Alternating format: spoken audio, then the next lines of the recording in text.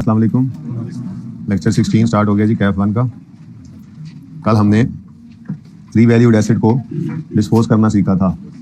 ये बैग में रखो, मेरे बैग में। अच्छा जी, रीवैल्यूड एसेट का डिस्पोजल क्या फ़र्क आया था जी सिंपल डिस्पोजल और इसमें? सिंपल डिस्पोजल है, मतलब कॉस्ट मॉडल वाले एसेट पर के डिस्पोजल में और इसमें क्या फ़र्क आया था? कॉस्ट मॉडल में एसेट अकाउंट में एसेट की कॉस्ट पड़ी होती थी तो क्रेडिट करते थे स्टेप 1 में एसेट की कॉस्ट को, और एक्यूमुलेशन अकाउंट के अंदर उसकी डेट ऑफ परचेज से डेट ऑफ सेल तक की डेप्रिसिएशन कटी हुई पड़ी होती थी। डेट ऑफ सेल पर जितनी डेप्रिसिएशन पड़ी होती थी वो भी उठा के सारी निकाल के फेंक देते थे, यानी कि किताबों से एसेट को डी रिकग्नाइज करना होता है। जब रीवैल्यूएशन मॉडल पर आए तो फर्क ये आया कि अगर एसेट अपनी जिंदगी में कभी रीवैल्यू हुआ है तो एसेट अकाउंट में उसकी कॉस्ट नहीं, लेटेस्ट जो आखिरी रीवैल्यूएशन होती है वो वाली रीवैल्यूड अमाउंट पड़ी होगी। तो अगर एसेट को डी रिकग्नाइज करना है तो फिर रीवैल्यूड अमाउंट जो लेटेस्ट वाली है वो क्रेडिट करनी पड़ती है। और चूंकि एसेट रीवैल्यू हुआ था तो आखिरी रीवैल्यूएशन पर जो डेप्रिसिएशन थी वो तो डेप्रिसिएशन जो थी वो तो एलिमिनेट हो गई थी, तो फिर डेट ऑफ सेल तक कितनी डेप्रिसिएशन पड़ी होगी, डेट ऑफ आखिरी रीवैल्यूएशन से डेट ऑफ सेल तक की डेप्रिसिएशन, तो उसको डेबिट किया था, बाकी वही कैश लिखा था, गेन लॉस आ गया। ठीक है, तो ये मैंने आपको क्वेश्चन नंबर 65 करवा दिया था, ऐसा ही है। 66 और 67 आपको होमवर्क में दिया था। मैं अभी ये दोनों सवाल आपके साथ फटाफट करता हूँ। उसके बाद 68 क्वेश्चन भी यही है, लेकिन उसके अंदर मामला आगे बढ़ रहा है कि 10 बिल्डिंग्स खरीदी थी जिनमें से 4 बिक गई। अब असल कहानी तो यही है, एक ही एसेट तो नहीं है ना, ठीक है, ज़्यादा सारे एसेट्स पड़े होते हैं, उनमें से कोई 1-2 बिकते हैं और बाकी फिर भी पड़े रहते हैं। ये काम उम्मीद है हम कल करेंगे, ठीक है, ज़रा स्टेप बाय स्टेप चले ना। आज हम इंशाल्लाह नोट बनाएंगे, लेकिन उससे पहले ज़रा आपके साथ ये उधार में चुका लूँ, ठीक है जी।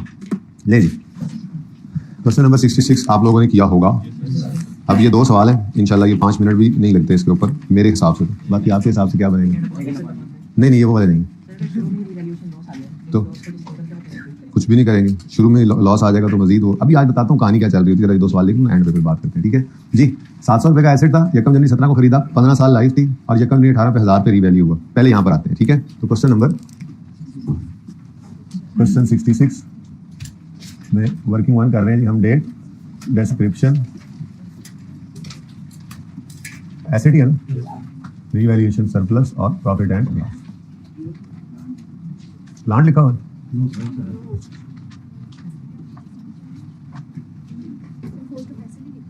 अच्छा एसिड ही, तो आप लोगों ने प्लांट, किसी ने बोला प्लांट, किसी ने इशारत की है, ये माने या ना माने, आप में से ही कोई था छेड़ने वाला। लबो मेरी सारी केमिस्ट्री खराब करती है जी। यकम जनवरी 2017 पर हमने एसिड खरीदा 700 रुपए का। 31 दिसंबर 17 पर ये आया डेप्रीशिएट होकर 700, लाइफ की 15 साल, 47 से डेप्रीशिएट हो गया 653 इसकी बुक वैल्यू है।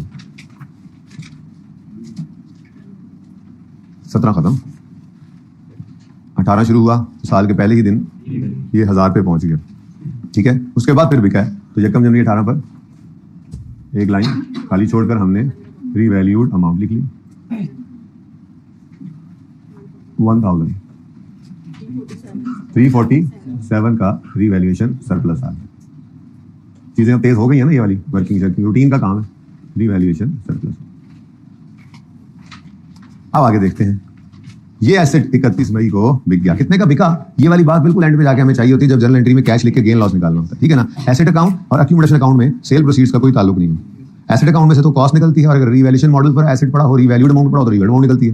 एक्यूमुलेशन अकाउंट में से डेबिट करते हैं, निकालते हैं। अगर कॉस्ट मॉडल वाला एसेट है, कभी रीवैल्यू नहीं हुआ तो डेट ऑफ परचेज से डेट ऑफ सेल तक की डेप्रिसिएशन, और अगर रीवैल्यू हुआ है तो date of last revaluation, date of sale तक की डेप्रिसिएशन इकट्ठी जो पड़ी होती है, ठीक है। तो फिलहाल तो इसको साइड पर रखें, 31 मई तक एसेट को लेकर आए, तो 31 मई पे एसेट को लाना है, डेप्रीशिएट करेंगे 1000 रीवैल्यूड अमाउंट, रिमेनिंग लाइफ निकालेंगे यकम जनवरी 18 पर, उसूल पक्का रखना है, ठीक है। तो यकम जनवरी 17 पे एसेट खरीदा तो यकम जनवरी 18 तक 1 साल चल गया, ओरिजिनल लाइफ 15 थी, 1 गया तो रिमेनिंग, लेकिन ये आएगी पूरे साल की डेप्रिसिएशन, डिवाइड बाय 14 किया ना, ईयर से डिवाइड किया तो ईयरली डेप्रिसिएशन आई है। तो अब ईयरली डेप्रिसिएशन को पूरा साल डेप्रिसिएशन उसकी चार्ज ही नहीं करनी, तो 5वें महीने के एंड पे खत्म कहानी, सीज कर देने डेप्रिसिएशन को, क्योंकि एसेट को डी रिकग्नाइज करना है, तो इंटू 5/12, लेकिन नशर भी आपको पता है साथ ही करना पड़ेगा, 347 डिवाइडेड बाय 14 इंटू 5/12 जी, 30 और 10 970 337। अब वर्किंग की हद तक बात करें तो वर्किंग में आपने जब डिस्पोजल रिकॉर्ड करना है तो मसला ही कोई नहीं, डिस्पोजल वर्किंग में मसला ही कोई नहीं, क्योंकि एसेट भी बुक वैल्यू पर नजर आ रहा है। वर्किंग की खासियत ही यही है कि यहाँ पर एसेट किस पे पड़ा होता है, बुक वैल्यू, बस उसको माइनस कर दो, कहानी खत्म। तैयारी करा रहा हूँ असल में उस सवाल की जो आगे दिखाया है कि मल्टीपल एसेट 10 बिल्डिंग्स हैं, बीच में से 3 बिक गई और 7 बाकी हैं, तो इसका मतलब वर्किंग कंटिन्यू करेगी, तो फिर जो बिकने वाली बिल्डिंग होगी, बिकने वाला एसेट होगा, उसकी बुक वैल्यू माइनस हुआ करेगी। अभी चूंकि एसेट ही एक होता है, वो बिक जाता है, तो सारी बुक वैल्यू माइनस हो रही है। असल तैयारी अगले सवालों की चल रही है। बहरहाल वर्किंग की हद तक तो भाई क्या करेंगे, 970 माइनस कर देंगे और इसको भी माइनस कर देंगे, ये भी नहीं बचेगा, ये डिस्पोजल हो गया। अगर वर्किंग की हद तक बात करें तो ले ये कहानी खत्म, ठीक है। एसेट खत्म, एसेट डिस्पोज कर दिया, लेकिन एंट्रीज में तो अच्छा खासा मसला था। अब वहां से शुरू करना चाहिए था, खैर चले यहाँ पे एंट्रीज कर देता हूँ। इसकी जनरल एंट्रीज में कर रहा हूँ फॉर द ईयर एंडेड 18 वाले साल, 17 वाले साल को माफ कर देते हो। 17 वाले साल की एंट्री क्या है, एसेट डेबिट, कैश क्रेडिट 700 से, फिर depreciation expense debit, accumulation credit 47 से, डन। अब 18 का साल शुरू कर रहा हूँ, कहते तो ये एंट्रीज भी कर देता हूँ, चलेगा। अच्छा, फॉर द ईयर एंडेड 31 दिसंबर 18, इसमें भी सिर्फ डिस्पोजल की एंट्री भी कर सकते थे, लेकिन चलो 18 वाले साल की एंट्री कर देते हैं। 18 वाले साल पहले ही दिन एसेट क्या हो रहा है, अब पहले दिन हो आखिरी दिन हमें से मसला तो नहीं होता, रिवैल्यूएशन हमें आती है, ठीक है। अब यकम जनवरी 18 को एसेट का रीवैल्यू हो रहा है, तो पहली एंट्री ट्रांसफर को यहाँ पे क्यों नहीं करना पड़ता, वर्किंग में ट्रांसफर क्यों नहीं करनी पड़ती, क्योंकि वर्किंग में पहले दिन बताया था, वैसे वर्किंग में चूंकि एसेट पहले ही बुक वैल्यू शो कर रहा है, ट्रांसफर की एंट्री तो होती है एसेट अकाउंट में एसेट को बुक वैल्यू पे लाने के लिए, वर्किंग में तो एसेट पड़े किस पे, इसलिए तो एंट्री नजर नहीं आती थी। बहरहाल एक्यूमुलेशन डेबिट एसेट क्रेडिट वाली एंट्री करने के लिए हमें बैलेंस पता होना चाहिए, यकम जनवरी 18 पे एक्यूमुलेशन अकाउंट के अंदर कितना बैलेंस पड़ा है। तो हम यहाँ पे खड़े होकर देख रहे हैं कि एसेट कभी रीवैल्यू नहीं हुआ तो फिर इस दिन से इस दिन तक की डेप्रिसिएशन कटी हुई पड़ी होगी, और वो दरमियान में देखें तो सिर्फ एक ही आ रही है 47, तो इसको उठाकर, यानी पिछले साल की एंट्री की होती तो सामने पड़ा था 47। एनीवेज यकम जनवरी 18 पर एक्यूमुलेटेड डेप्रिसिएशन डेबिट और एसेट क्रेडिट 47 से, और उसके बाद अब एसेट को रीवैल्यू कर सकते हैं। एसेट अकाउंट बुक वैल्यू पर आ गया, अब इसको रीवैल्यू कर दें। अब रीवैल्यूएशन पर सरप्लस आ रहा है सरप्लस आ रहा है तो बढ़ा लें एसेट को, asset debit revaluation surplus credit. तो यकम जनवरी 18 पर एसेट रीवैल्यू हुआ, asset debit revaluation surplus credit 347। लें जी, रीवैल्यूएशन की दोनों एंट्रीज आ गई। अब डिस्पोजल कर दें, पहले डिस्पोजल के दिन तक पहुंचाएं तो सही। 5 महीने जो इस्तेमाल हुआ है तो उसकी डेप्रिसिएशन की एंट्री पहले करते हैं, तो डेप्रिसिएशन 30 और ट्रांसफर भी 10 करना पड़ेगा हमें, ठीक है। तो 31 मार्च 2018 पर 31 मई है, मार्च कल वाला साल, ओके 31 मई 2018 पर depreciation expense debit accumulated depreciation credit 30 से, और revaluation surplus debit retained earnings credit 10 से। लें, अब यहां तक कोई मसला है, मसला तो खैर इससे आगे भी नहीं है, मसला तो कल जाके थोड़ा सा पड़ेगा जब मल्टीपल एसेट्स में से कुछ बिकेंगे कुछ रह जाएंगे। लेकिन उसी की तैयारी इन 3 सवालों में जो कल करवाया आज 2 करवा रहा हूं कि जो एसेट बिकता है जर्नल एंट्रीज में तो हम उसकी एक्यूमुलेशन अलग डेबिट करते हैं, एसेट अलग क्रेडिट करते हैं, लेकिन वर्किंग में क्योंकि कॉस्ट और एक्यूमुलेशन अलग नहीं पड़ी हुई बल्कि बुक वैल्यू ही नजर आ रही होती है, तो वर्किंग में से उस डिस्पोजल की बुक वैल्यू माइनस करते हैं। मैंने पहले ही कर दिया था, तो सही है ना। तो चलें जी, अब डिस्पोजल रिकॉर्ड करने लगे हम। 31 मई 2018 पर डिस्पोजल की जनरल एंट्री बताओ, accumulated depreciation debit, cash debit और अगेन लॉस आ सकता है दोनों तरफ, इसलिए लाइन छोड़ दी, बच्चे ऊपर भी लाइन छोड़ देते होते हैं तो यहाँ पे ना छोड़ें बेशक, ठीक है। कैश डेबिट और एसेट क्रेडिट, थोड़ी जगह छोड़िए, एसेट क्रेडिट। अब एसेट कॉस्ट पे पड़ा है या रीवैल्यूड अमाउंट पे, अगर एसेट अपनी जिंदगी में डिस्पोजल से पहले रीवैल्यू हुआ है तो एसेट अकाउंट में उसकी रीवैल्यूड अमाउंट पड़ी है, और अगर नहीं हुआ है तो कॉस्ट पड़ी है। तो क्या ये एसेट 31 मई 18 से पहले कभी रीवैल्यू हुआ है? बिल्कुल, यकम जनवरी 18 को हुआ है, साल के पहले ही दिन। इसका मतलब एसेट अकाउंट में कॉस्ट तो नहीं पड़ी बल्कि रीवैल्यूड अमाउंट पड़ी है। फिर क्या करें, उसको क्रेडिट करेंगे किसको, लेटेस्ट रीवैल्यूड अमाउंट, लेटेस्ट या लास्ट रीवैल्यूड अमाउंट, ठीक है जी। वो कितनी है जी, 1000 से एसेट अकाउंट को क्रेडिट कर देंगे।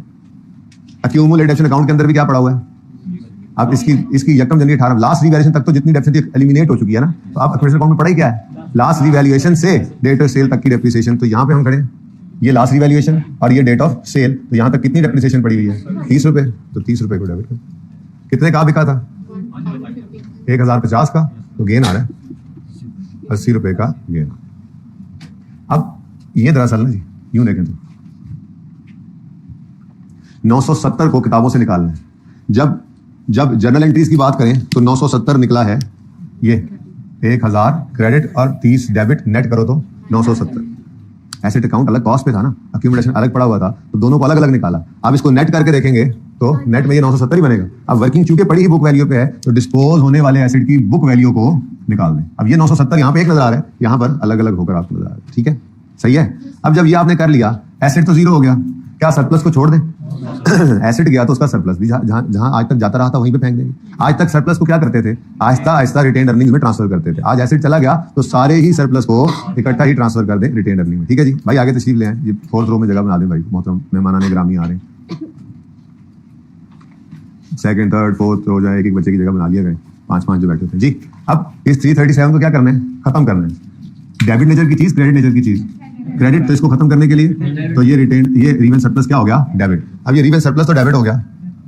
इसको कितने 330, इसको कहां फेंके? जहां आज तक फेंकते आए थे रिटेन अर्निंग्स में, तो 330। ठीक है जी, 31 मई 2018। अब जो कल हमने सवाल करना है ना, उसके अंदर सवाल में आगे भी सवाल चलेगा। आगे क्यों चलेगा ये सवाल? आगे क्यों चलेगा? क्योंकि ये डिस्पोज हो गए तो जो बाकी पड़े हैं वो तो फिर पूरा साल डेप्रिशिएट होने हैं ना, तो बाकी एसेट्स की डेप्रिसिएशन पूरे साल की अलग से आएगी। ठीक है, तो फिर यहाँ पर भी सवाल में कुछ बैलेंस पड़ा होगा, यानी यहाँ पर बिल्डिंग्स होंगी इकट्ठी, जिनमें से कुछ बिल्डिंग्स बिक जाएंगी, बाकी बिल्डिंग्स कंटिन्यू कर रही होंगी। इस तरह से असल सवाल चलना है। ठीक है, असल सवाल इस तरह से होगा। ये 2 नंबर सवाल है। चलें आगे, एक और काम कर लें, एक और सवाल कर लें। नहीं, एक चीज सिखानी है ना, इसलिए क्वेश्चन नंबर 67। अब जरा क्विकली कर लेते हैं। डेट, डिस्क्रिप्शन, एसेट ही इधर भी एसेट, रीवैल्यूएशन, सरप्लस, इधर भी लॉस नहीं आया था। चलो खैर आ ही जाएगा सवालों में, आ ही जाएगा जी। 67 500 यकम जनवरी 15 20 साल और यकम जनवरी 16 पे रीवैल्यू। फटाफट करो। यकम जनवरी 15 कॉस्ट 500, 31 दिसंबर 15 डेप्रिसिएशन 500/20 जी 25 475। और अब एसेट को रीवैल्यू कर लेते हैं। एक लाइन खाली छोड़ी, रीवैल्यूड अमाउंट लिखी। क्या है रीवैल्यूड अमाउंट? 600। 125 का रीवैल्यूएशन सरप्लस आ गया। ठीक है जी, अच्छा। अब ये एसेट बिक गया है 30/9 पर 450 का, तो 30/9 तक इसको ले आए। 30/9/16 डेप्रिसिएशन करेंगे रीवैल्यूड अमाउंट की। अच्छा, ये भी जरूरी नहीं है कि जिस साल में रीवैल्यू हो उसी साल में बिक रहा हो। बुनियाद बन रही है ना, बुनियाद बनने के बाद अब जिस साल में रीवैल्यू हो उससे 1 साल 2 साल बाद भी बिकेगा इंशाल्लाह, लेकिन अब उसकी तैयारी कल शुरू करेंगे ना। आज ही मैं ओवर डिस्पोजल भी कराऊँ ना तो वो बोझ डालेगा। आज हम इसलिए इसके बाद नोट पे चले जाएंगे, नोट शोट बनाएंगे, जरा नोट बनाना सीखेंगे, वहां पे आपको जरा परेशान करूंगा कि असल चीज है, लेकिन वो बहरहाल अल्टीमेट है, एंड ही हो गया समझो इन चीजों का, बस समेटना है इनको। 600 डिवाइड बाय रिमेनिंग लाइफ इधर खड़े होगा, ये याद रखना है। ये डेट में तो बस डिस्पोजल चल रहा है इसलिए लिख रहा हूँ, वरना तो आपको परेशान, आपको कंफ्यूजन ना हो। मैंने कभी लिखा ही नहीं रीवैल्यू के बाद पहले डेट को, पहले रिमेनिंग लाइफ निकलवाता हूँ, क्योंकि आपको एक चीज याद करवाई है जो याद रखनी है आपने, कि हमने रीवैल्यूएशन हो या एस्टीमेट चेंज हो, रिमेनिंग लाइफ निकालनी होती है। रिमेनिंग लाइफ निकालनी किस दिन है? जिस दिन वो एस्टीमेट चेंज हो रहा है या जिस दिन वो रीवैल्यूएशन हो रही है। ठीक है, तो 19 बन गया। लेकिन हाँ जी बिल्कुल, ये तो पूरे साल की डेप्शन होगी। 9/12 कर दें। 125 को भी इसी तरह से 9/12 कर, 24 और 5। अब ये ना सोचा करो कि ये 10 अलग निकला और 337 अलग निकला, ये 30 अलग निकला और ये 970 फिर अलग निकला, ये क्या हो? भाई सब अलग अलग एंट्रीज हैं। डेप्रिसिएशन फॉर द ईयर की एंट्री पास करनी होती है, फिर डिस्पोजल यानी कि पहले एक्यूमुलेशन में इकट्ठा होगा फिर वहां से निकलेगा ना, तो ये हर एक एंट्री अलग अलग करनी होती है। ठीक है, स्किप नहीं कर सकते इसको। 576 और 120। अब ये बुक वैल्यू आ गई डेट ऑफ सेल पर, बल्कि ये ना भी लिखे तो काम चलेगा, यानी मैं यहाँ बुक वैल्यू क्यों लिखूं, लेकिन चलो अभी जरा चलने दें। जो सवाल अगले चलेंगे ना उनमें फिर मैं इस तरह से बुक वैल्यू निकाला करूंगा डेट ऑफ सेल पर। क्यों? क्योंकि सिर्फ ये एसेट तो नहीं है कि निकल के जीरो होने चल रहे होंगे, तो हम बुक वैल्यू डिस्पोजल के अलग से निकाला करेंगे और वो इस वर्किंग में से माइनस करेंगे इंशाअल्लाह। ओके, चल फिलहाल तो काम आसान चल रहा है। 30/9 पर एसेट बिक रहा है डिस्पोजल। ठीक है जी, अब देख लेते हैं, चल देख लें। ये जीरो करना है हमें इंशाल्लाह। ठीक है, क्योंकि एसेट ही है। अब इसकी जरूरत तो कोई नहीं है, लेकिन चलो बरकत के लिए लिखा रहे, आपकी वर्किंग का नक्शा दिमाग में सही रहता है ना। ले जी, यकम जनवरी 2000 नहीं, पहला साल छोड़ दें, फॉर द ईयर एंडेड 16 कर लेते हैं जी। Accumulation debit asset credit, asset debit surplus credit, 24 रुपए से डेफिनेट डेबिट क्रेडिट, 5 रुपए से surplus debit retain earning credit. ये 4 एंट्रीज हो गई हैं, नजर आ रही हैं। अब 5वीं एंट्री जो नई है 31 नहीं 30 सितंबर है, 31 वाला तो गया। 30/9/2016 पर हमने डिस्पोजल रिकॉर्ड करना है, तो accumulated depreciation debit, cash debit, asset credit. अब रीवैल्यूएशन मॉडल या कॉस्ट मॉडल? कॉस्ट मॉडल होता है एसेट अकाउंट में से, याद रखने वाली बातें बस यही, इसलिए बार बार बोल रहा हूँ। कॉस्ट मॉडल होता है एसेट अकाउंट में से, कॉस्ट निकलती है, रीवैल्यूएशन मॉडल है तो रीवैल्यूड अमाउंट। अब एसेट रीवैल्यू चूके हुआ है तो लास्ट रीवैल्यूड अमाउंट जो है ये जब जनवरी 16 वाली ये 600 रुपए ये एसेट अकाउंट में पड़ी होगी। लेजर इसलिए बनवाए थे उन सवालों के, वरना क्या जरूरत थी कि जब एसेट रिवैल्यूएशन मॉडल पे होता है तो ईयर एंड पर चाहे स्टार्ट पे रिवैल्यूएशन हुई हो चाहे एंड पे रिवैल्यूएशन हुई, एसेट अकाउंट के अंदर रिवैल्यूड अमाउंट पड़ी होती है लेटेस्ट वाली, ठीक है। और उसके एक्यूमुलेशन जो है दूसरे अकाउंट में होती है। अगर स्टार्ट ऑफ द ईयर पर हो तो 1 साल की पड़ी होती है, एंड ऑफ द ईयर हो तो फिर 1 साल की भी नहीं पड़ी होती, ठीक है। 12 एसेट अकाउंट को क्रेडिट कर दें 600 से, ये कॉस्ट नहीं है, लेटेस्ट रिवैल्यूड अमाउंट है। और एक्यूमुलेशन अकाउंट के अंदर इस दिन से ऊपर वाली डिडक्शन तो चली गई, तो यहाँ पर सिर्फ 24 रुपए की डिडक्शन इकट्ठी हुई पड़ी है। बिका है 450 का, ओ माय गॉड 126 का लॉस आ, ठीक है जी। अब ये जो आपने किया है काम, डिस्पोजल रिकॉर्ड किया है, तो ये डिस्पोजल यहां से इसको निकाल देगा, निकल गया 624 अलग अलग नेट करके देखें तो 576 ही निकला है, लेकिन साथ ही 120 भी पड़ा रह जाएगा जो कि मुनासिब नहीं है। एसेट चला गया, उसका सरप्लस अभी भी पड़ा हो, आप कह रहे हैं अनरियलाइज्ड है अभी भी, हालांकि वो एसेट असल में बिक गया और रियलाइज हो गया, तो क्या करोगे जी रीवैल्यूएशन रिटेन्ड अर्निंग्स क्रेडिट, यानी कि वो जो हमने असूल नहीं बनाया था कि अगर रीवैल्यूएशन सरप्लस का बैलेंस आ रहा हो तो डेप्रिसिएशन की 2 एंट्रीज होंगी, याद है। तो बस उसी चीज को यहाँ पे लिखा था, उसी के अंदर डेप्रिसिएशन के साथ स्लैश डाल के डिस्पोजल भी लिख सकते हैं आप। यानी अगर डिस्पोजल हो, रीवैल्यूड एसेट का डिस्पोजल हो और सरप्लस का बैलेंस पड़ा हो तो डेप्रिसिएशन की तरह से डिस्पोजल की भी 2 एंट्रीज होंगी, एक तो डिस्पोजल के रिकॉर्ड करने की, दूसरा जितना सरप्लस पड़ा हो उसके बैलेंस को भी रिटेन्ड अर्निंग में ट्रांसफर करने। और अगर लॉस हो तो जैसे डेप्रिसिएशन की एक एंट्री होती थी, इधर से किसी ने सवाल किया था, जैसे डेप्शन की एक एंट्री होती थी वैसे ही लॉस की भी, उसकी डिस्पोजल की भी एक ही एंट्री होगी, दूसरी कोई एंट्री नहीं, ठीक है। अच्छा, अब एक बात आपके जहनों में आती होगी, नहीं भी आई तो मैं डालना चाह रहा हूँ, वो क्या है जी 120, हाँ निकलने का, ये देखें ये कह रहे हैं, किसने सवाल किया, यही बात कर रहे हैं।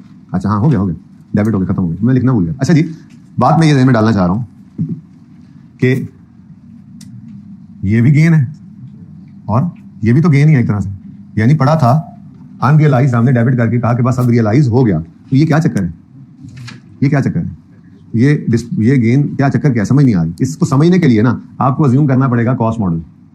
अज्यूम करें कभी रिवैल्यूएशन हुई नहीं, बिल्कुल सिंपल कर रहा हूं सवाल को, है तो 1 जनवरी 2017 को अगर एक एसेट खरीदते आप 600 का और 31 दिसंबर 17 को डेप्रिशिएट होता वो यही 600 बटा कितना था, 600 बटा 15 कितना 47, यही है ना 700, अच्छा सॉरी 700, वो 600 अगला है, मिक्स हो गया, 600 700 जी सही है। 700/15 बुक वैल्यू 653। उसके बाद रीवैल्यू ना होता, ये समझाने के लिए कर रहा हूँ, रीवैल्यूएशन ना एक आर्जी चीज है, आर्जी तौर पर हम एक गेन एसेट को फेयर वैल्यू पे लाने के लिए रिकॉर्ड करते हैं, उसको अनरियलाइज क्या अलग रखते हैं।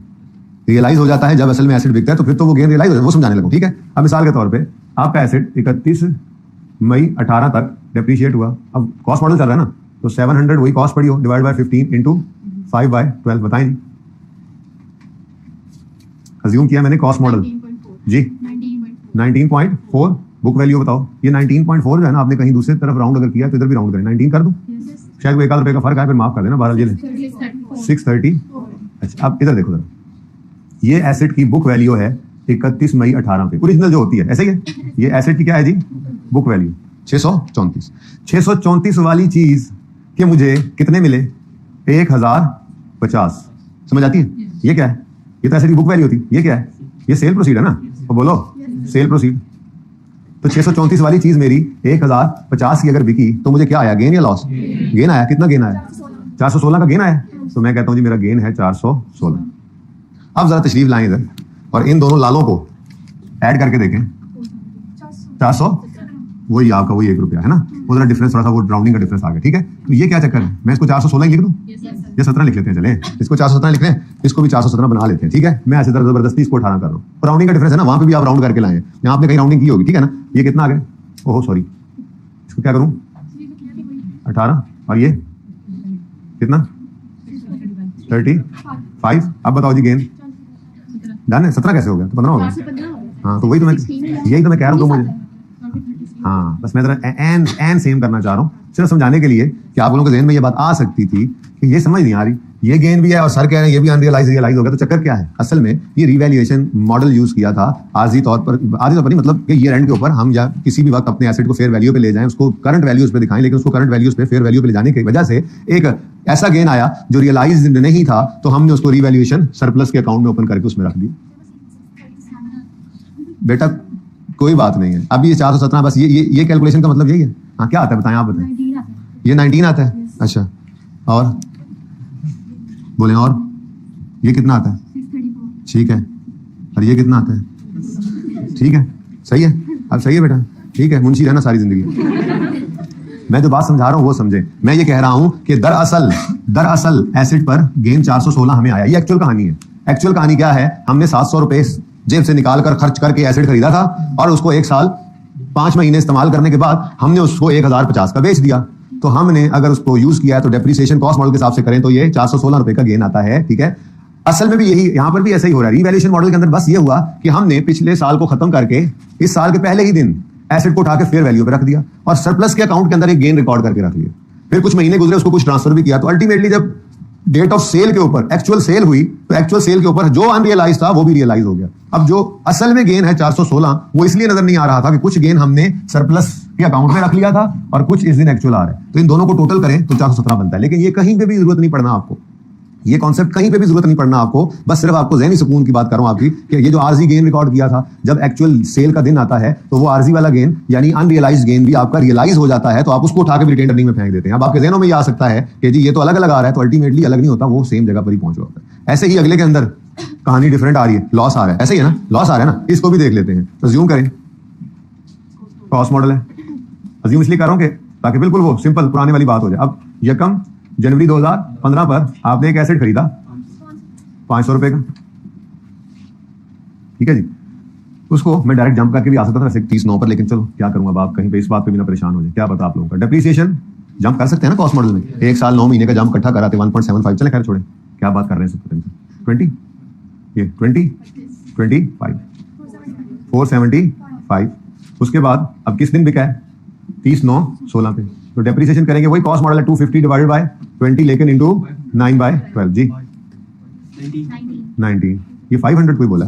अच्छा ये 500, अच्छा मेरा ज़हन कहीं और था इस तरह से जी, आगे सोच रहा था, बोलो 456। ये 456 क्या है जी? डेट ऑफ सेल पर हमारे एसेट की बुक वैल्यू। रीवैल्यूएशन तो एक मॉडल है। क्या रीवैल्यूएशन असल में जब एसेट को बढ़ाते हैं तो पैसे हमारी जेब में आ जाते हैं? असल कहानी तो यही है कि हमें ये एसेट पड़ा था 500 में और ये एसेट 1 साल 9 महीने बाद बिका है और हमें मिल गए हैं उसके 450। तो बात समझ आ रही है ना? अच्छा छोड़े, अब 456 वाला हमारा एसेट, ये सही है तो बोलो 456 वाला हमारा एसेट जो है वो बिका कितने का? 4.5। तो हमारी 456 वाली चीज 450 की बिकी तो हमें क्या आया? लॉस आ गया। कितना लॉस आया? अब ये लॉस 6 का देखते हैं, अब समझ से फिर बात बाहर है। अब यहां पर आकर देख रहे हैं कि जी एसेट पे लॉस आया है और आप कह रहे हैं अनरियलाइज्ड गेन रियलाइज हो गया, तो वही काम करना है। 126 का लॉस है और ये रिटेन अर्निंग है ना, रिटेन अर्निंग प्रॉफिट्स ही होते हैं ना, ये भी 120 का गेन है। इनको आप अगर नेट करोगे जगह नहीं बची तो क्या बन रहा है? 6 का क्या लॉस या गेन? लॉस। असल में कहानी क्या है? रीवैल्यूएशन हम करते हैं और आर्जी तौर पर एसेट को फेयर वैल्यू लाते हैं, तो आर्जी तौर पे गेन या लॉस रिकॉर्ड कर लेते हैं। गेन हो तो रिवर्स सरप्लस में पड़ा होता है, लॉस आ जाए तो सीधा पीएनएल में चला जाता है। लेकिन जिस दिन एक्चुअल सेल होगी तो सब कुछ जो अनरियलाइज्ड था वो रियलाइज हो जाएगा। अब आप कहोगे कि बनता तो 6 का लॉस था, यहां पर कैसे 120 का गेन रह गया? तो भाई पिछली रिवैल्यूएशन पे ना एसेट के ऊपर एक अनरियलाइज्ड गेन आया था, हमने वो रिकॉर्ड करके रख लिया था। अब जब आज बिका है तो उस पे 126 का लॉस आ गया और उधर जो अनरियलाइज्ड पड़ा था उसको रियलाइज किया तो 126 और 120 मिलकर नेट होकर एक्चुअल लॉस के ऊपर पहुंच गए जो बनता था, ठीक है ना। लेकिन ये वाली बात आप लोगों ने सोचनी बिल्कुल भी नहीं है। आपके पर्चे के लिए बस इतनी सी बात अहम थी, ये तो सिर्फ ऐसी टाइम आपका आज सक्सेसफुली आधा घंटा वेस्ट किया, ठीक है जी। मतलब की बात सिर्फ इतनी सी है कि अगर revalued asset dispose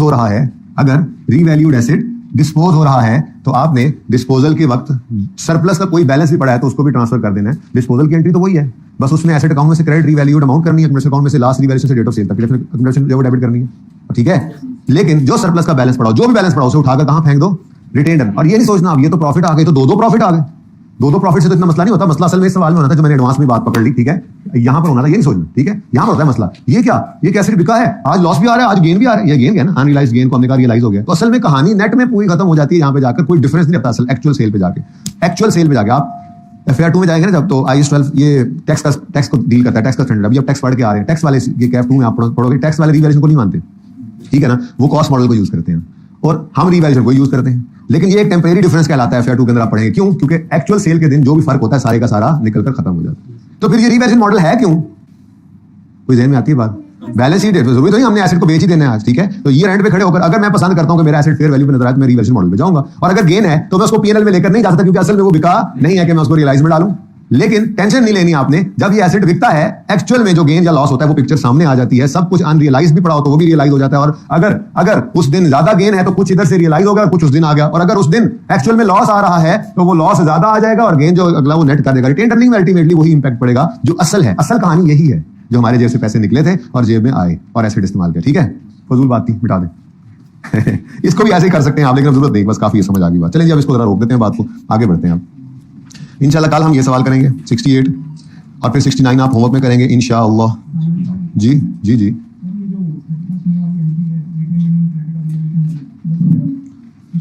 sorry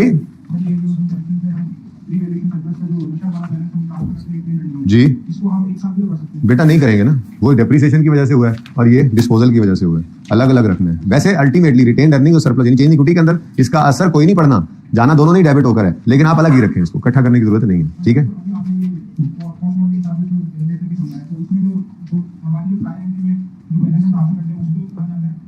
sorry हाँ वट एवर हाँ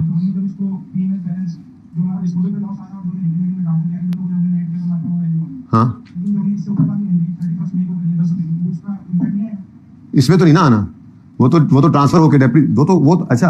एक बात है वैसे जो मैंने कहा था पहले दिन, कल जूम मीटिंग बच्चों ने पूछी मुझसे और मैंने बताई, आपको भी बता देता हूँ। पहले दिन मैंने कहा था ये जो हम करते हैं ना surplus debit retain earning credit, इसकी लॉजिक हम क्या देते हैं कि सरप्लस आउटसाइड पीएनएल पड़ा है, लेकिन उसकी वजह से incremental definition extra डेप्शन inside PNL चली गई है, तो आप क्या करो, जिसकी वजह से प्रॉफिट कम हुआ उसको बढ़ा लो रिटेन अर्निंग क्रेडिट और सरप्लस को डेबिट करो। फिर मैंने कहा था इसकी एक और लॉजिक भी है, कहा था उस दिन, लेकिन अभी नहीं बताऊंगा, पहले दिन की बात है, जाहिर सी बात है। उसकी एक लॉजिक ये भी है कि ये जो हम एंट्री करते हैं ना, ये बेसिकली हम कहते हैं जी अनरियलाइज्ड 347 पड़ा था रिवैल्यूएशन के दिन। अब कुछ इस्तेमाल हुआ ना एसेट, तो जो इस्तेमाल हुआ है तो इस्तेमाल की वजह से इतना रियलाइज हुआ है। इसके पीछे एक लॉजिक ये भी है एंट्री करने की कि एसेट इस्तेमाल होकर चीजें बनाएगा तो आप बेच रहे होंगे, जैसे प्लांट है तो आपको एसेट से फायदा यही तो आना होता है। तो आप जैसे जैसे वक्त गुजरता है ना, तो ट्रांसफर की एंट्री करते हैं, पहले दिन तो यही बात बताई जाती है और है भी यही बात कि जो इंक्रीमेंटल डेप्शन उसका असर निकाल रहे हैं, लेकिन इसके पीछे एक साइंस, एक लॉजिक ये भी होती है कि आपने एक एसेट को आज रिवैल्यू करके रखा, अब उस एसेट को आप आहिस्ता आहिस्ता जो इस्तेमाल कर रहे हैं तो वो अनरियलाइज गेन रियलाइज ही तो हो रहा है, लेकिन वो रियलाइज और शक्ल में हो रहा है, वो बिक के नहीं हो रहा, वो इस्तेमाल होकर हो रहा है रियलाइज। प्लांट आपने किस लिए लगाया है, चीजें बनाएंगे, बना के बेचेंगे, तो जब आप उस प्लांट को यूज कर रहे हैं, चीजें बना रहे हैं, बना के बेच रहे हैं, तो आपको उससे फायदा तो आ रहा है ना।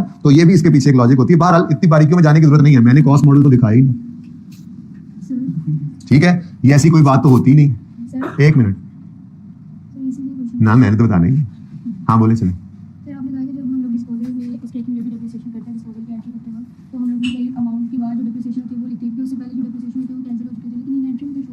बेटा कैसे नहीं हो रही, इससे पीछे एक एंट्री हुई थी 1 जनवरी 17 को, एसेट आया था, एसेट डेबिट कैश क्रेडिट, तो उसके बाद फिर डेप्रिशिएट हुआ था 47 से, ये डेप्शन डेबिट एक्यूमुलेशन क्रेडिट, ठीक है, फिर वो डेबिट होकर एसेट क्रेडिट हो गया, डेबिट होकर नील तो हो गई थी। आप तो पहले लेक्चर पे वापस चलेंगे बेटा, इससे रिलेटेड बात नहीं थी ये, ऐसी मैंने आज फजूल बातें की, मुझे माफ कर दीजिएगा, मैं फिर भी कर दूंगा कभी जरूरत पड़ी तो, लेकिन इसकी जरूरत पड़ेगी नहीं आज के बाद, आप देखेंगे, ठीक है। पर्चा पास करने के लिए इसकी कोई जरूरत, हाँ एक दिमाग में तकलीफ आती है, उस तकलीफ को हमने दूर करने की कोशिश की है, ठीक है। हाँ वो फिर भी कर लेंगे अगर आपको कभी तकलीफ हो, लेकिन फिर भी मैं बता रहा हूँ इसकी कोई जरूरत नहीं है। क्या करें यार, आप क्या करें, नोट चल जी, हमने अभी नहीं किया, वो सटपनी है, कभी करूंगा इंशाल्लाह। चांद मेरे, वो सवाल छोटा सवाल एक रहता है, वो चलो ठीक है ऐसे ही रह गया, वरना ये जो बड़े सवाल है ना, ऐसा एक आधा और भी रखूंगा मैंने आपको अर्ज किया, ये है मेरी स्टपनियां हैं, आपको तकलीफ में रखा होगा मैंने उनको लेकर। अच्छा बेटा एक बात सुनो, बड़ा ही आसान काम आज शुरू करना है, लेकिन नया करें ना, चीजें साथ साथ नई भी शुरू, देखो नई नहीं सीखेंगे ना तो बोर हो जाएंगे, ठीक है, नई चीज साथ साथ चलती है। अब देखो डिस्पोजल पे पूरा एक दिन और लग सकता है, तसल्ली से आज का कुछ भी और ना करें तो, इतना वसी और अरीज ये मैदान है, अभी वो दूसरी वर्किंग करें ना तो वो घंटा 1.5 घंटे का सवाल है, तो वो कल लगा लेंगे। खैर अब आज वही काम बार बार किए जाए तो फिर बोरियत फील होती है, थोड़ा सा नया सीखते हैं, थोड़ा मिक्सचर है, थोड़ा आप लोगों का इंटरेस्ट, नई चीज आ गई है जी, लेकिन नई चीज से पहले पुरानी चीज, कुल्लू जदीद लजीज होता है, ठीक है, तो जदीद इज लजीज एंड जदीद हैज कम। ये क्या है, ठीक है सर, ये पंखे हैं सर, वो छोटे होते हैं ना ऐसे करके पंखे चलाते हैं, ये वो है ना। अच्छा अगर इसके ऊपर मैं ये लिख दूं तो ये बन गया लेजर, ये एसिड का पंखा, ये एक्यूमुलेटेड डेप्रिसिएशन का पंखा, ठीक है जी। फैन अच्छा यार मैं आपका बड़ा फैन हूँ, मैं आपका बड़ा पंखा हूँ, मैं आपको ऐसे हवाएं दूंगा बड़म बड़म। अच्छा जी ये पहचान है इनसे, इन दोस्तों से जान पहचान है, चलो फिर ऐसे ही कुछ अज्यूम्ड डाटा लिखता हूँ। मैं कहता हूँ जी 120 रुपए के एसिड्स पड़े थे, और कुछ जो है वो 51 रुपए के मैंने नए एसिड खरीदे, और कोई मैंने 70 रुपए के एसिड, चलो ज़्यादा कम कर लो, 30 रुपए के एसिड बेच दिए, और क्लोजिंग डेट पर मेरे पास बता दोगे? 140 रुपए के एसेट्स पड़े, मेरा ये लेजर हो गया क्लोज। अज्यूम्ड डाटा है जी। अज्यूम्ड ऑप्शन जो है, लेट्स से वो मेरे पास जो है वो 15 रुपए का ओपनिंग बैलेंस पड़ा था, depreciation expense for the year मेरे पास 7 रुपए का आया, डिस्पोजल जो है वो लेट्स से 2 रुपए का एक निकल गया, और क्लोजिंग बैलेंस मुझे बताएं, ये बैलेंसिंग बताना, बाकी सब अज्यूम्ड है, ये बैलेंसिंग बताना जी। 20। अच्छा, अब सिर्फ इस इन दो अकाउंट्स को स्टेटमेंट फॉर्म में अगर हम कन्वर्ट कर देना तो उसको हम नोट कहते हैं, ठीक है? समझ आइए बात की?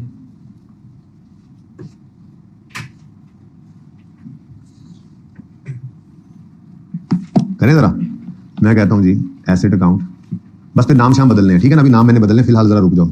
Asset opening balance brought down, ये पहले भी एक दिन किया है, जिस दिन मैंने आपको रिवीजन शुरू कराई थी उससे पहले मैंने आपको कैपिटल का लेजर बनाना सिखाया था, क्योंकि आप लोग कैपिटल स्टेटमेंट फॉर्म में बना के आते हैं। वो कैपिटल और रिटेन अर्निंग की बात सिखानी थी, रिटेन अर्निंग का तारुफ देना था, फिर वो लेजर रिटेन अर्निंग एंट्री करनी होती है ना, वो सारी बातें याद आ रही हैं? तो मैंने पहले भी एक दिन काम किया था और उस दिन मैंने ये बात कही थी कि नोट में यही काम करना है और कुछ भी नहीं है, जो पढ़ा हुआ है उसमें चेंज नहीं आना। नोट क्या है? नोट तो कुछ भी नहीं है। मैं यूं लिखवाता तो बच्चों का दफा लिखवाता हूँ कि नोट तो कुछ भी नहीं है, ये तो बस एसेट और अक्यूमुलेटेड डेप्रिसिएशन अकाउंट्स का स्टेटमेंट फॉर्म में प्रेजेंटेशन है, और कुछ भी नहीं है। यानी जो काम आपने सीख लिया वो यहाँ तक ही था, अब उसके बाद उसका प्रेजेंट करना, उसको प्रेजेंट नोट में करना कैसे है ये सीखना है हम, ठीक है? तो ओपनिंग बैलेंस 120, उसके बाद एडिशन 50, डिस्पोजल 30, क्लोजिंग 140। भाई वो मिटा दें जरा बोर्ड। अच्छा, ये जनाब हमारा एसेट अकाउंट है, ये हमारा एसेट अकाउंट है, ओके? ये मैंने डिब्बा लगा दिया, ये हमारा एसेट अकाउंट अलग हो गया, ओके? ये एसेट का लेजर बन गया, ओके जी। उसके बाद अक्यूमुलेटेड डेप्रिसिएशन का भी ऐसे ही लेजर स्टेटमेंट फॉर्म में ओपन कर लेते हैं। Opening balance 15, depreciation expense for the year 7, disposal 2 और क्लोजिंग 20 लेज। ये जी हाँ होगा यार, एक एक्टिविटी साइंस मैं क्या पता नहीं की होगी। जो बातों का पता होता है बस वो चुप करके नहीं, वैसे बता दिया करें। ऑनलाइन वाले ऐसे ही सोचे होते हैं, ये कोई कॉन्सेप्ट होगा नोट में आकर तो डिस्पोजल पॉजिटिव होगा, नहीं ऐसा कुछ नहीं होगा, डिस्पोजल ऐड नहीं हो जाएगा। अच्छा जी, इधर देखें, ये हमारा अक्यूमुलेटेड डेप्रिसिएशन का लेजर बन गया। अब मुझे बताएं, एसेट अकाउंट की कॉस्ट हो और अक्यूमुलेशन हो, उसको नेट करें तो क्या आता है? तो ये एक तरतीब बस याद रखनी है, अक्यूमुलेशन का लेजर पहले बना लेना। यानी ये क्लोजिंग मैंने किसका निकाला है? ये 20 किसका टोटल है? इस डिब्बे का। इस डिब्बे का टोटल क्या है? नेट क्या है? 20। इस डिब्बे का नेट क्या है? 20। अब 140 में से क्या माइनस करना है? तो ये एंड पे माइनस लगाना है, बस ये मसला ना कर लेना, पहले कंफ्यूज हो जाता है बंदा, ठीक है ना? सिंपल सा है, मुश्किल बात नहीं की मैंने, परेशान हो क्या देख रहे हो? मुश्किल बात नहीं, मैंने सिर्फ ये कहा है इस डिब्बे को 15 जमा 7 माइनस 2 करके 20 पहले निकालो।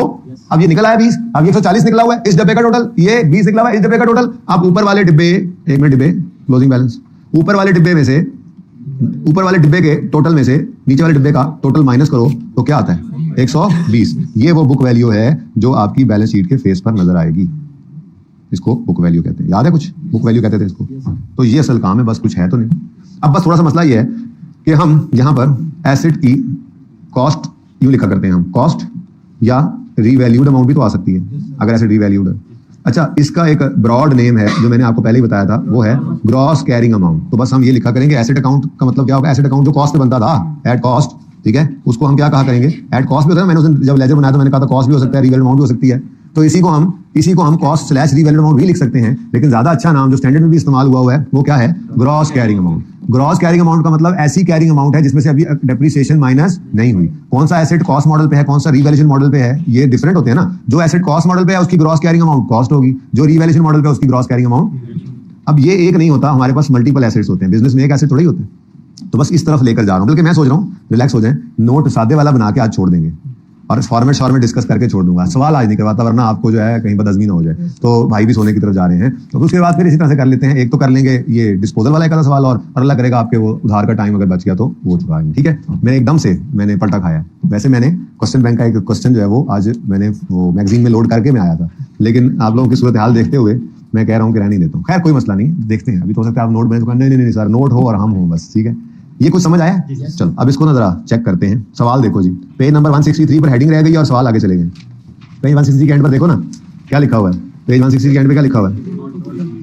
फिक्स्ड एसेट स्केड्यूल भी इसको कहते हैं, नोट ऑफ पीपीई भी इसको कहते हैं, डिस्क्लोजर ऑफ पीपीई भी इसको कहते हैं। ये सब इसके नाम है, किसी भी नाम से लिखा हुआ आ जाए तो ये ना हो कि आपको आता हो आपको ये क्या है। नोट्स डिस्क्लोजर्स ये होते हैं बेसिकली, डिस्क्लोजर्स में नोट्स में किस तरह से पीपीई का नोट बनता है इसकी बुनियाद हम डालने लगे। तो क्वेश्चन अगले सफे पे है 61। भाई क्वेश्चन कहाँ यार, तो गड़बड़ हो गई, ये क्वेश्चन ही है, ये क्वेश्चन ही तो है, ठीक है। क्वेश्चन असल में इस तरह नहीं होंगे, ये इस तरह ही नहीं होंगे। ये पहला दिन है तो ये इस तरह से, वो इंट्रो की किताब हुआ करती थी जिसमें से मैंने एक सिंपल सा कॉस्ट मॉडल वाला सवाल उठाया जिसमें लेजर बने हुए सारा काम हुआ है। ये सारा काम हुआ नहीं होगा, ये सारा काम आपको करके नोट बनाना है, लेकिन ये सारा काम आपने पढ़ा हुआ है। बट आज चूंकि पहला दिन है और मैंने आपको सिर्फ ये समझाना है कि नोट की शक्ल सूरत कैसी होती है, तो मैं वही समझाने लगा हूँ, ठीक है। अब इस कंपनी के कुछ चीजें अज्यूम करनी पड़ेंगी, पता नहीं कौन सा सवाल था, मैं कुछ चीजें अज्यूम कर रहा हूँ, ठीक है। कुछ चीजें मैं अज्यूम करके यहाँ लिख देता हूँ, ठीक है, क्योंकि अब वो सवाल पता नहीं कहाँ, तो मुझे इंट्रो किताब देखनी पड़ेगी। क्या अज्यूम करूंगा, कुछ चीजें मैं अज्यूम कर रहा हूँ, अज्यूम कर रहा हूँ कंपनी नेम, क्या नाम रखना है जी, कंपनी नेम है जी, क्या नाम है आपकी, अटेम्प्ट कौन सी आप है? नहीं, स्प्रिंग लिमिटेड, स्प्रिंग लिमिटेड। उसके बाद प्लांट एंड मशीनरी है एक एसेट, उसकी डेप्रिसिएशन है, और एक दूसरा व्हीकल है उसकी डेप्रिसिएशन, दो ही है ना। चलो तो डेप्रिसिएशन, इंसान बन जाओ, ये मौत है मेरी क्लास में ऐसे लोगों की, एक आध चांस दे देता हूँ, फिर जहाँ से आए हैं ना वहीं पर पहुँचा के आता हूँ। ऐसे करने वाले, पता ना ऐसे करने वाले कहाँ से आए होते हैं। अच्छा जी, प्लांट एंड मशीनरी के लिए मैं ये कह रहा हूँ कि स्ट्रेट लाइन मेथड और लेट्स से 10%, और व्हीकल के लिए रिड्यूसिंग बैलेंस मेथड है और 15%। ये मैंने अज्यूम किया सारा डेटा, पता नहीं असल में ऐसा होगा या नहीं होगा, चेक ना करने बैठ जाना है, वास्ता है, ठीक है ना। हाँ, पता नहीं सवाल कौन सा था, मैं असल में ये कुछ चीजें लिखनी है कहीं ना कहीं पर पहुंचानी है, दिखानी है, ठीक है ना। तो ये मैंने जस्ट एक अजम्पशन ले ली, दो चीजों की, नाम इसका ये है और रेट डेप्रिसिएशन के ये इस्तेमाल है, बस इसके अलावा कोई नहीं, बाकी मुझे फिगर्स ही चाहिए। अब नोट की शक्ल, नोट कहाँ पे बनता है एक्चुअली फाइनेंशियल स्टेटमेंट्स में, वो भी मैं दिखा देता हूँ, अभी बता भी देता हूँ, लेकिन फिलहाल सिर्फ ये नोट कैसे बनता है इस पे फोकस करना है हमने, ठीक है। नोट कैसे बनेगा, स्प्रिंग लिमिटेड,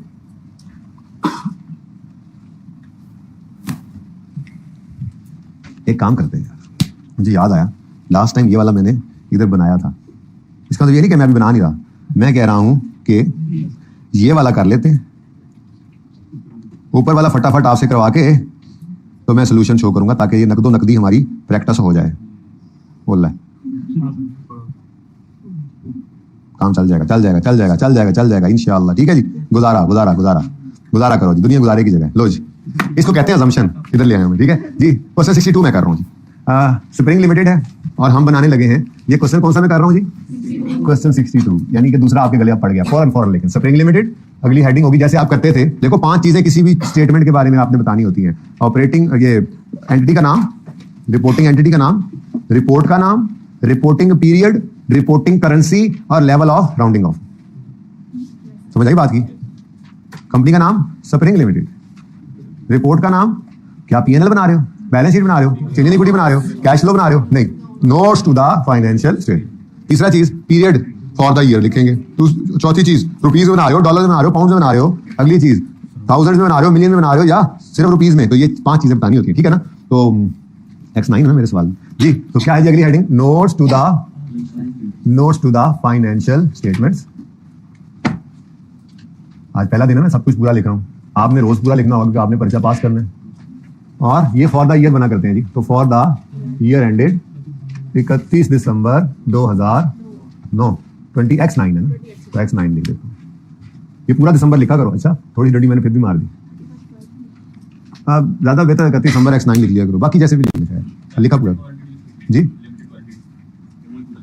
बेटा अव्वल तो ये पूरा नाम भी नहीं लिखना पड़ता, क्योंकि पर्चे में जब सवाल देते हैं तो वही लिखता है स्प्रिंग लिमिटेड ब्रैकेट में SL, तो उसका मतलब ये होता है कि अकल वाले SL यूज करें जहां लिखना पड़े, वक्त बच जाता है, ठीक है ना। बाकी फिर जो नाम लिखा वही लिखना है। अच्छा अब नोट का कोई नंबर लगा दें, कोई नंबर, रैंडम नंबर, 4, 7, 5, मतलब एक नंबर पूछा है ना, तो भी किसी एक पे इक्तफा नहीं किया किसी, ठीक है। 4, 5, 7, 1। अच्छा नहीं देखो ना, आप आगे बढ़ रहे हैं, बेवकूफ को ये समझ नहीं आया कि मैं बेइज्जत कर रहा हूँ इस बात पे कि जब एक बच्चे ने 4 कह दिया था तो 4 ही ठीक था, बस क्या जरूरत थी ऐसे आगे बढ़ने की। 4 और इस नोट का नाम क्या है, प्रॉपर्टी प्लांट एंड इक्विपमेंट। ले जी, यही स्टैंडर्ड का नाम है, यही नोट का नाम। अभी इसके बाद हमने एक स्टैंडर्ड पढ़ना है, इन्वेस्टमेंट प्रॉपर्टी, वो स्टैंडर्ड का नाम है, वही नोट का नाम होगा, जाहिर है स्टैंडर्ड जिस चीज बना वो चीज आती है में, तो उसी के बारे में। तो property plant and equipment 2 sections हैं इसके, कौन कौन से आप बताएं, अभी तो बना के आ रहा हूं।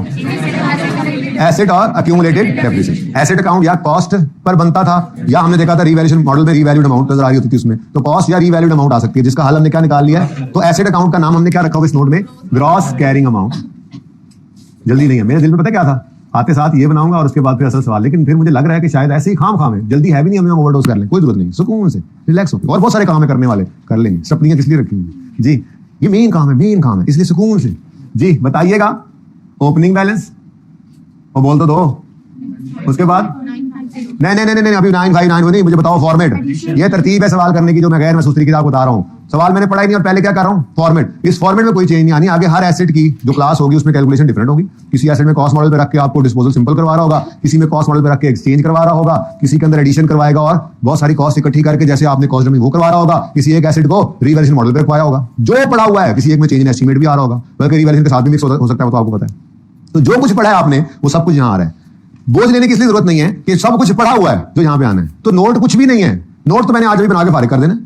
अब मसला सिर्फ यही आता है कि जब सवाल आता है तो बच्चे को वो छोटी छोटी चीजें जो है वही लिखनी होती है नोट के अंदर, वो क्यों नहीं पकड़ पा रहा होता, क्योंकि पीछे मेहनत नहीं की होती। तो आप मेहनत करके आए इंशाल्लाह, ठीक है ना। नोट में कोई ऐसी, बस मसला ये है, वो भी इतना बड़ा मसला नहीं है, जो कोशिश कर करके हमने काम किया था कि वर्किंग से ही एंट्रीज की, फिर हमने कहा नहीं वर्किंग की मोहताजी छोड़ो, एंट्रीज के अंदर जो है वो मतलब जैसे वो लेजर्स की मोहताजी छोड़ो, एंट्रीज के अंदर डायरेक्ट यहाँ वर्किंग से चीजें ढूंढो। याद आ रहा है ये काम जो मैं करवा रहा था ना, असल में मैं आपको यहीं से पहुंचाना चाह रहा हूँ। नोट पे भी वर्किंग करेंगे, नोट पे डायरेक्ट आएंगे, ये बस थोड़ा सा मसला है जिसकी प्रैक्टिस करनी है। आप बड़े कंफर्टेबल होते हैं, एंट्रीज 1 मिनट में कर दो, सारा कुछ डाल के लेजर में डाल के इधर बैंक को कहानी खत्म, लेकिन इतना टाइम थोड़ी होता है। तो डायरेक्ट करने की थोड़ी प्रैक्टिस है, काम कोई भी नया नहीं करेंगे हम इंशाल्लाह।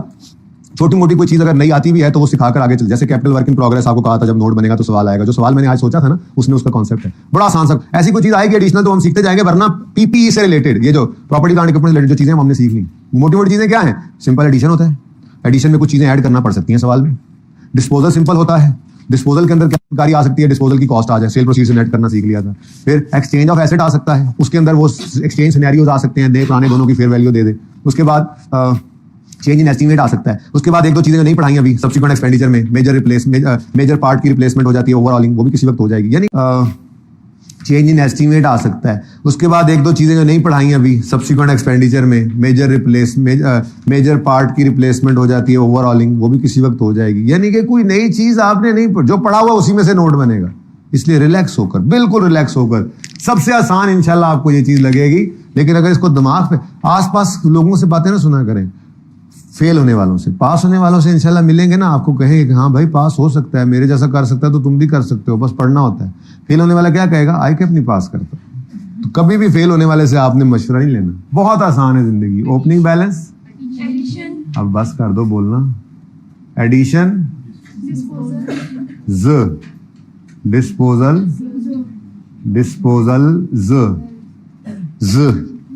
सारे इकट्ठे, ठीक है। हाँ, उसके बाद क्लोजिंग बैलेंस, लेट से तंग नहीं करता, चलो खैर, क्लोजिंग बैलेंस नहीं, ये ज नहीं, हर जगह ज। उसके बाद एक्यूमुलेटेड डेप्रिसिएशन का सेक्शन शुरू हुआ, यानी ये सेक्शन में आपने हर एसेट की, इंडिविजुअल एसेट की एक्यूमुलेशन की मूवमेंट शो करनी होती है, यानी कि लेजर।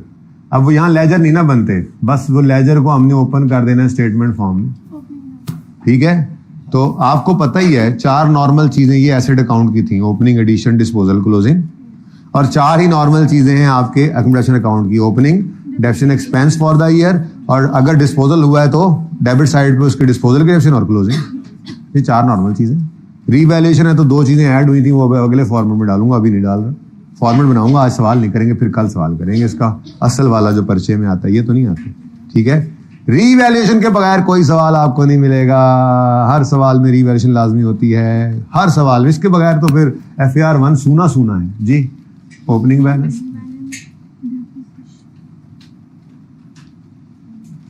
फिर depreciation expense for the year होता है, फिर डिस्पोजल, और फिर क्लोजिंग।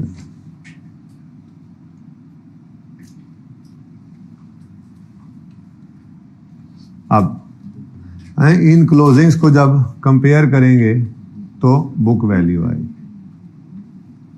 ठीक है जी।